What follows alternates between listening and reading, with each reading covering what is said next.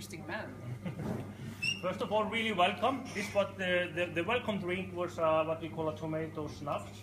It's a plum tomato, which we take everything inside from, and we fill it with berg schnapps, which is made from the berg trees in Iceland. We have some trees, and most of them are berg trees, and many of them are. But like I said, first of all, really welcome to my farm. My name is Knútur Ármann, and I live here with my family, growing tomatoes, a little bit of cucumbers in our greenhouses, and then we are breeding horses and working with them too. So here I would like to tell you a bit about what happens here in our greenhouses, and after that we will sit down and have some lunch. But here we are growing tomatoes all year round. And it can maybe sound a little bit strange to be picking tomato every day of the year in Iceland, because as you know, we have very long, dark and cold winter. But with the help from nature, we can make it possible, both by using the heat from the ground to warm up our houses, and also to use our electricity to make sun or light for the plant every day of the year. And this area is a very good area because here we have a lot of hot water in the ground. So just about 200 meters away from here, we have our own geyser, our own spring. So when the water comes through the pipes into our houses, it's almost boiling. It's about 90-95 degrees warm, 200 Fahrenheit. And that's very important for us because there is just thin glass between the outside temperature and inside temperature, and we need to have this temperature here inside every day of the year. And believe me, it can be much, much colder outside in the winter time here in Iceland. Then we can say in Iceland, all our electricity are made from our cold water or warm water, both by running turbines. In cold water by running turbines in the rivers, and from the steam of the hot water we can also use to run turbines. So I can say that here we can buy enough of green making electricity from the net, and that's very important for us too, because here I'm giving the plant 17-hour light every day of the year, except the 3 brightest months in the summertime, then we shorten it down to 14 hours. So here in our 5,000 square meters, where we are picking about 370 tons every year, we are using about the same amount of electricity as a town with 3,000 people in. Just imagine how much we need. And here we try to grow as healthy, tasty, good, fresh tomatoes as possible. We are lucky here in Iceland, we have really much of very good cold water. So I can watering my plant with the same water that we are drinking in our houses. And I think that's very good because if you think about it, tomato is more than a 90% water. So of course it does matter how good or how clear the water is planted. Also, we don't use any pesticides on the plant. We are lucky we are an island on that north, so it's not so many bugs we can attack our plant, and we can easily control that with a biological pest control. So we have a good flies against the bad flies. Little green wasp called macrolopus, which flies here around and take all the bad flies. That's a good system. Then we are close to the market, so the tomatoes which we pick here early in the morning, they are in Reykjavik in the middle of the day, so they can be in the supermarket in the afternoon or the morning after. And that means that we can be picking them more red from a plant, and then they are more tasty.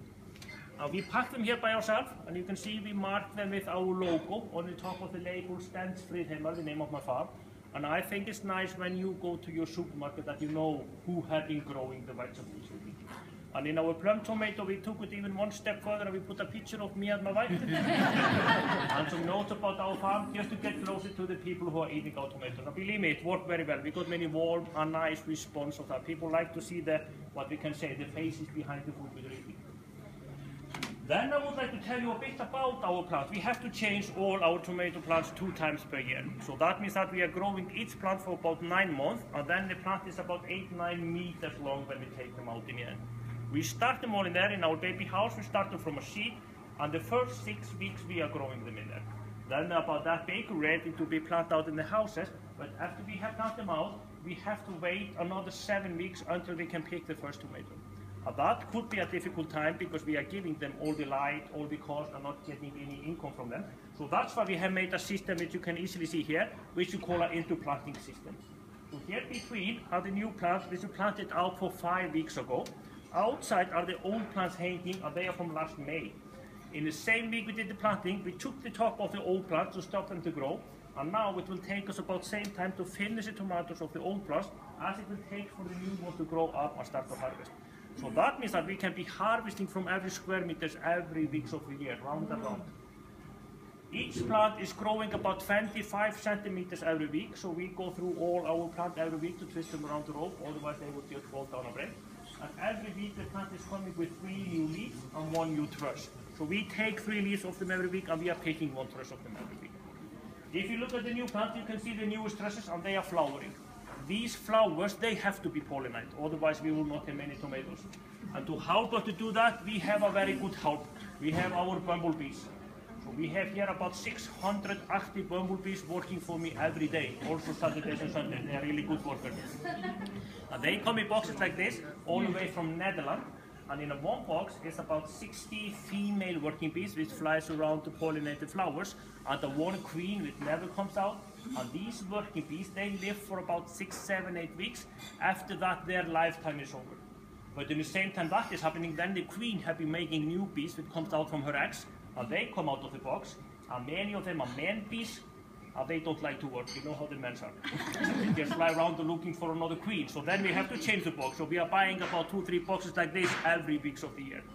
Each working bee can visit about 2,000 flowers every day. They really like to work. They are so clever that they mark the flowers which they have been visiting, and they are just doing it for themselves, so they're not always flying into the same flower. And we use that mark to decide how many bees are buying in the beak after I'm checking. Because for me, it's very important to have a right amount of bees working, not too many, then they can damage the flowers, and if there are too few, then we don't get a lot of tomatoes. So it has to be balanced in this like everything else in the nature.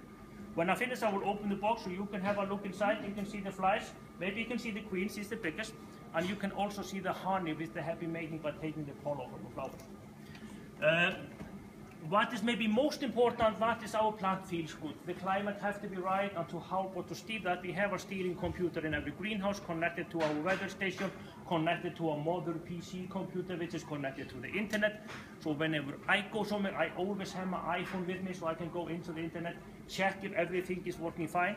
I can watering, opening windows, change settings, or steer everything through the phone. And this helps us to have a right day temperature, right night temperature, right humidity. The computer takes totally care of the watering, and you can see we grow them in a soil, in a bed of soil. I like them to be soil because I think it's natural and gives us a good taste. And then every second hour the computer gives them water and mixes to the water all the minerals with the plant need, like calcium, kalium, magnesium, iron, everything what they need. The computer takes the lights off if the sun comes strong enough in the summertime, gives CO2. We have a tank outside of here full of natural CO2 which just come from the ground 40 kilometers away from here, and we give that into the air because when the plant is working they would like to have more of CO2 than is in the air. So we can say that all this helps us to get a good plant with a good harvest, but what is maybe most important, good tasty tomatoes on as natural way as possible. So we can say that our goal is very simple, to make every day as perfect for the plants as possible, and then they give us a good tomato. That's it. So now we know all about tomatoes. We have some more information on both sides of that wall. Behind there are our restrooms, and there is our little tomato shop where you can find something which we have been making from our tomatoes and cucumber. On the table there should be some tomatoes if you like to taste.